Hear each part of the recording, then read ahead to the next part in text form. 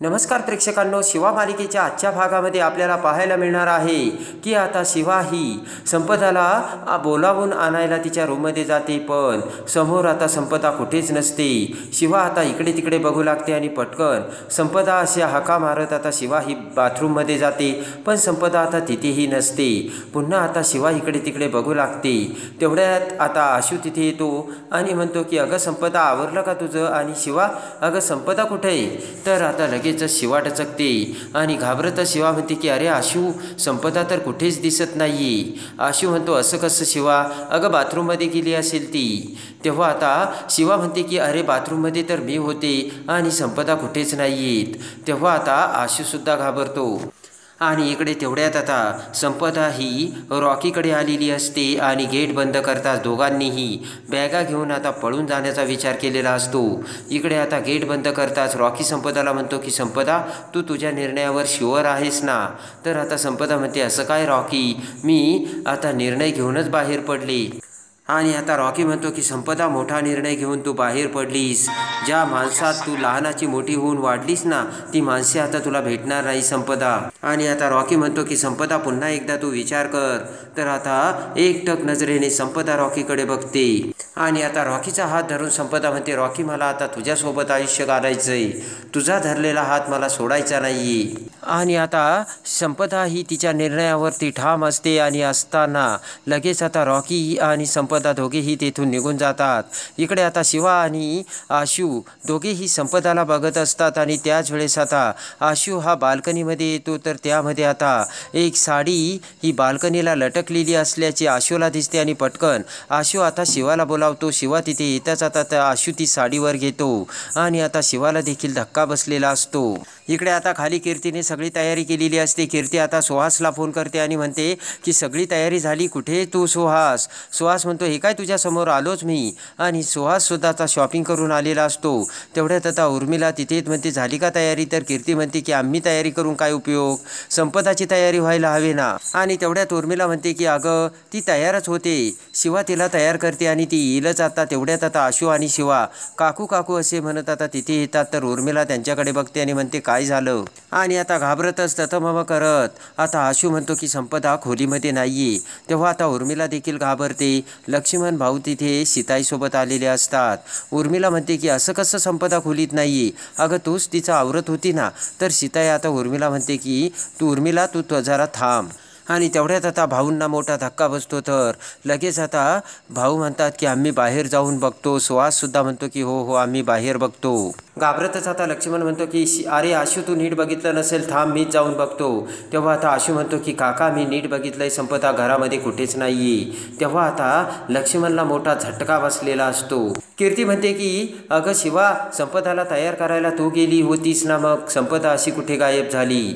तर आता सुहास बाहेर येतो आणि म्हणतो की संपदा बाहेर देखील नाहीये। लक्ष्मण म्हणतो की एक मिनिट थांबा, असं काहीच नसेल, संपदा इथेच असेल। आणि लगेच आता शिवा म्हणते की बाल्कनीमध्ये एक साडी लटकलेली आम्हाला दिसली। आणि तर लगेच आता लक्ष्मण म्हणतो की पुढे काय, बोल ना, ती कशी गेली तुला माहीतच असेल ना। आशू म्हणतो काका, तिला कसं माहिती असेल? तर भाऊ म्हणतात की लक्ष्मण, अरे काय वेड्यासारखा बडबडतोयस तू? भाऊ म्हणतात तिचा याच्याशी काय संबंध? तर कीर्ती म्हणते की तिचा हिच्याशी संबंध आहे भाऊ। आणि आता कीर्ती ही शिवाकडे बघते आणि म्हणते की संपदाला तयार करण्यासाठी तूच गेली होतीस, म्हणजे तू संपदाला तयार करण्यासाठी नाही तर पळून जाण्यासाठी गेली होतीस आणि तुझ्यामुळेच संपदा पळून गेली। हे सत्य आता कीर्तीने शिवाला सांगितलेलं असतं। शिवाला आता काहीच बोलता येत नसतं। आणि आता राग येऊन आशू म्हणतो की ताई, तू शिवावरती असं बोट उचलू नकोस, जेवढा धक्का तुम्हाला बसला तेवढाच धक्का मला आणि शिवाला बसलाय। आणि आता घाबरतच लक्ष्मण म्हणतो की मला काही कळतच नाही, हे असं कसं झालं? आशू म्हणतो की काका, आपण तिला घाबरवत होतो ना, त्याचंच तिने बहुतेक टेन्शन घेतलं असेल। आणि आता शिवा म्हणते की आपण जर संपदाचं म्हणणं ऐकून घेतलं असतं, तिचा विचार केला असता, तर ही वेळ आलीच नसती। बोट करत आता लक्ष्मण म्हणतो की शिवा, मी तुला हे एक्सप्लेनेशन विचारत नाहीये, तेव्हा तू काहीच बोलू नकोस। आणि लगेच आता लक्ष्मण म्हणतो की तुला सगळं जे माहिती आहे ना ते सांग, तू कसं पळवलंस तिला, कुठे पळवलंस आणि का पळवलंस? तर आता आशूला राग येतो। मोठ्याने ओरडत आता आशू म्हणतो की अरे काका, तू तिला तसा प्रश्न का विचारतोयस?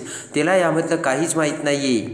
तर आता कीर्ती बोट करत म्हणते की नाही नाही, यामध्ये शिवाचाच हात आहे आणि तसंही हिचं लग्न मोडणं हिच्यासाठी म्हणजे काही मोठी गोष्ट नाही आहे. आणि लगेच आता कीर्ती म्हणते की हे सगळं शिवानीच केलंय. तर उर्मिला आता शिवासमोर येते आणि शिवाला म्हणते की हे बघ शिवा, मी तुझ्या हात जोडते, पाया पडते, पण संपदा कुठे ते सांग. अगं तू हे सगळं का केलंयस? आणि रडतच आता उर्मिला म्हणते की माझ्याकडून अशी काय चूक झाली होती की मी तुझं काही बिघडवलं होतं.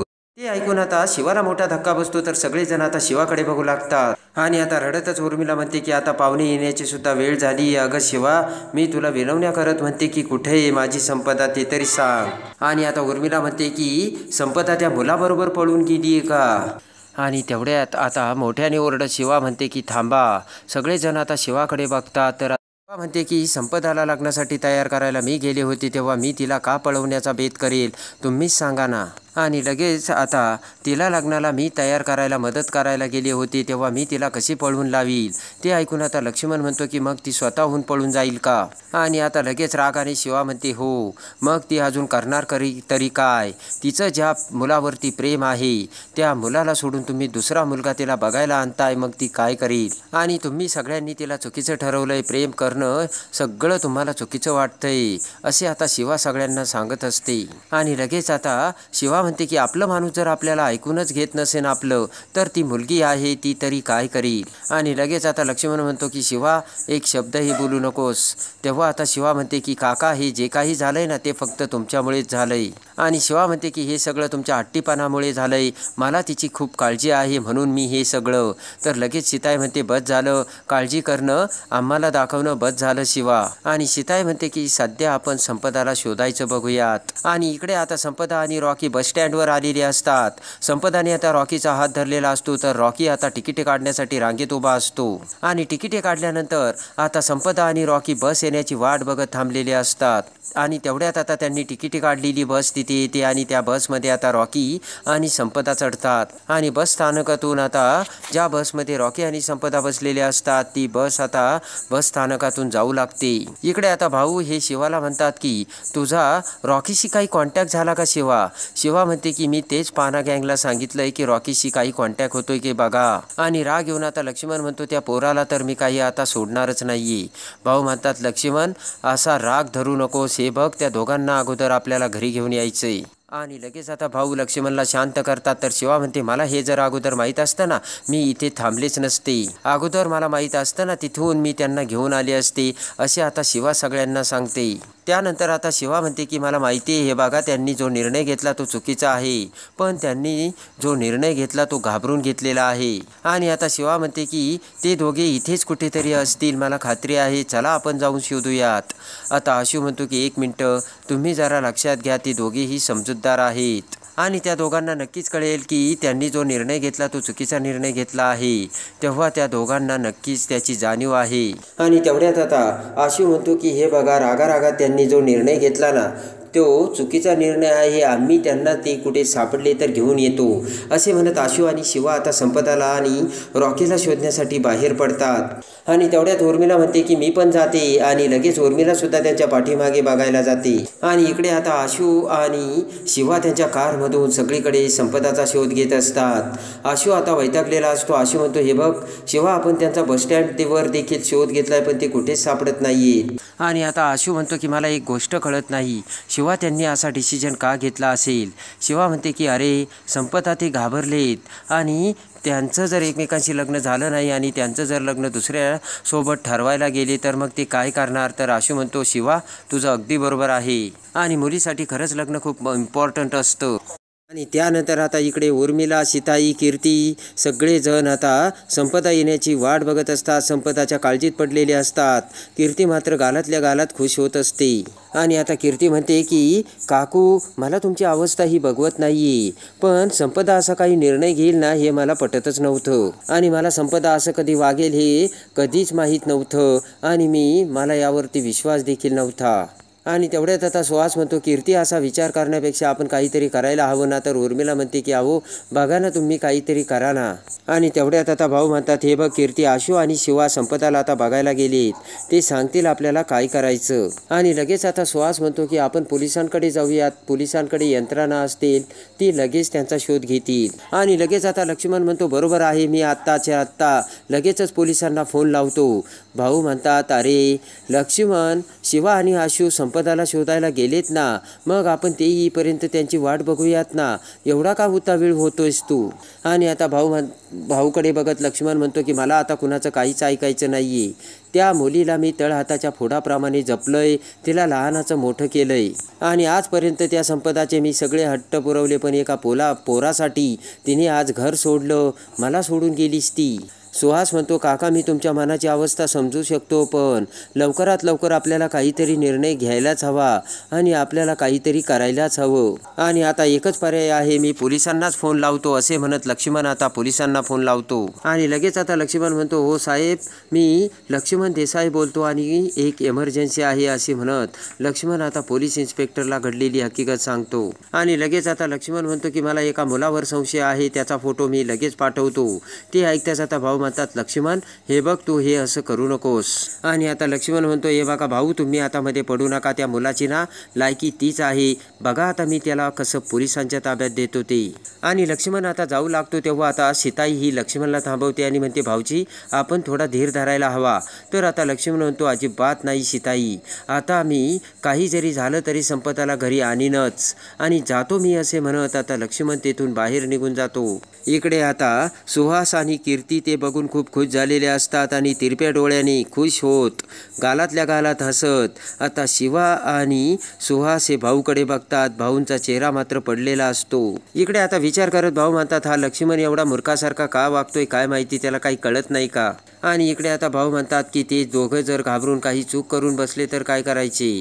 तर आता कीर्ती म्हणते की जो चूक करतो तोच घाबरतो ना भाऊ. आणि लगेच आता कीर्ती म्हणते की भाऊ, जे झालंय ते तुमच्या शिवामुळे झालंय, तिला घरातच घ्यायला नको होतं आईने. तर आता भाऊ म्हणतात, कीर्ती तुझं तोंड बंद ठेव. तर तेवढ्यात सीताई आता पुढे येते आणि आता सीताई भाऊंना म्हणते की कीर्ती काही चुकीचं बोलत नाही, अहो त्या शिवाला घेऊन मीच घरात मोठी चूक केलेली आहे. आणि आता भाऊंना राग येतो. भाऊ म्हणतात, या सगळ्या गोष्टींसाठी तुम्ही शिवाला कशाला जबाबदार धरतायत. आणि आता सीताई म्हणते की असं तुम्ही का विचारता, मुळात शिवाला सगळं माहीत होतं, रॉकी आपल्या घरात आला ना तो शिवामुळेच आलंय, तुम्हाला कळतंय ना. आणि लगेच आता आगीत तेल होतं. सुहास म्हणतो की हो ना, मुळात शिकवणीच्या नावाखाली हे सगळे ढंगडे चालू होते त्या दोघांची. आणि असे म्हणत आता पुन्हा लक्ष्मणच्या डोक्यात आता सुहास राग भडकवत असतो. आणि ते ऐकताच आता भाऊ म्हणतात, जुन्या गोष्टी उकरून काढायची काहीच गरज नाहीये, अरे त्या मुलामुळेच आपली मुलगी पास झाली, तुम्हाला कळतंय का आणि तुमच्या काही लक्षात येतंय का. भाऊ म्हणतात, तो मुलगा IAS होणार आहे, तो असं का करेल. आणि आता भाऊ म्हणतात, मुळात उर्मिला तूच मला आता सांग ना, एंगेजमेंटचं जर खूळ तिच्या डोक्यात घातलं नसतं तर हे सगळं काही घडलं असतं का. आणि आता भाऊ म्हणतात की हे सगळं बघितल्यानंतर संपदा घाबरली असेल, साहजिकच आहे. कीर्ती म्हणते की मग हे सगळं असं तुम्ही विचार करून आम्हाला सांगून तुम्ही शिवाची बाजू घेताय, बरोबर ना. तेवढ्यात आता भाऊ म्हणतात, कीर्ती तू तर आता मध्ये बोलूच नकोस, आणि तरी तुला वाद घालायचा असेल तर तू कीर्ती घालू शकतेस, पण शिवाची यामध्ये काही चूक नाही, असे भाऊ आता सगळ्यांना आता कीर्तीसमोर कीर्तीला देखील ठणकावून सांगतात. आणि आता रागाने भाऊ म्हणतात, संपदाशी जर शांतपणाने सगळे बदल बोलले असते तर हे घडलंच नसतं आणि ही वेळ आपल्यावर आलीच नसती. आणि आता ते ऐकून आता सगळ्यांना मोठा धक्का बसलेला असतो आणि भाऊंनी आता एकदम सत्याची जाणीव करून देत सगळ्यांना आता यामध्ये संपदा आणि रॉकीची काही चूक नसल्याचे दाखवून दिलेले असते. इकडे आता शिवा आणि आशू संपदा आणि रॉकीला शोधायला गेलेले असतात. इकडे आता लक्ष्मण त्याच वेळेस सगळीकडे संपदाला शोधून थकल्यानंतर पुन्हा घरी येतो आणि निराश मनाने आता लगेच लक्ष्मण म्हणतो की संपदाला मी सगळीकडे शोधून थकलो, पण मला संपदा कुठेच मिळालेली नाही. आणि भाऊ यामध्ये खरंच माझी चूक आहे का. आणि तेवढ्यात आता कीर्ती म्हणते की काका तुम्ही कशाला स्वतःच्या मनाला दोष देऊन घेता, ज्याची चूक आहे ती तर बिनधास्त आहे. आणि गेलेत ना, कुठेही तुमची सून गेली ना ती संपदाला संपदाला आणायला मोठे नाक वर करून सांगत होती की मी संपदाला घेऊन येणार म्हणून. आणि कुठेही संपदा, तर ते ऐकताच आता दरवाजातून संपदा आली असे म्हणत शिवा आता संपदाला घेऊन आलेली असते. आणि त्याच वेळेस आता सगळेजण दरवाजाकडे बघतात, तर आता शिवाने संपदाला आणून कीर्तीच्या तोंडावरती एक भयानक सत्य आणलेले असते. आणि हे सगळं आता कीर्तीने घडवून आणल्याचे शिवासमोर आणून आता कीर्तीची घरातून कशी अकालपट्टी होणार हे बघण्यासाठी आणि शिवा मालिकेच्या डेली अपडेटसाठी बेल नोटिफिकेशनवर क्लिक करून आपल्या चॅनलला लाईक करा, सबस्क्राईब करा.